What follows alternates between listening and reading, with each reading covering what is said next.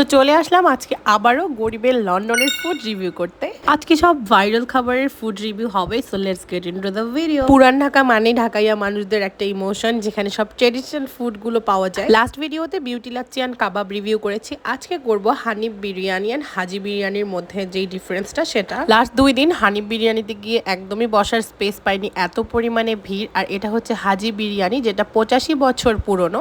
আমার কাছে মনে হয়েছে হানিফ বিরিয়ানির থেকে হাজির বিরিয়ানি কোয়ান্টিটিটা কম। সো ফার্স্ট চয়েস থাকবে আমার জন্য হানিফ বিরিয়ানি, সেকেন্ড চয়েস হাজি বিরিয়ানি। আপনারা যেটা পছন্দ করবেন সেটা আপনারা ট্রাই করতে পারেন। আর এটা হচ্ছে নাজিরা বাজার রোড, যেখানে দোনো পাশেই আপনারা শুধু ফুড অ্যান্ড ফুড স্টল পাবেন। দূর দূরান্ত থেকে মানুষ শুধু খাবার জন্য এখানে আসে। নেক্সট আমরা ট্রাই করেছি বিখ্যাত খাতাপুরি। প্রত্যেকটা খাতাপুরি পার পিস 5 টাকা করে, সাথে কাবাব আছে, চাইলে ট্রাই করতে পারেন। বাট আমরা শুধু টক দিয়ে পুরিটা ট্রাই করেছি। টেস্ট মাশাল্লাহ মাশাল্লাহ অনেক মজা। হাইলি রিকমেন্ডেশন থাকবে আপনাদের জন্য এই পুরিটা।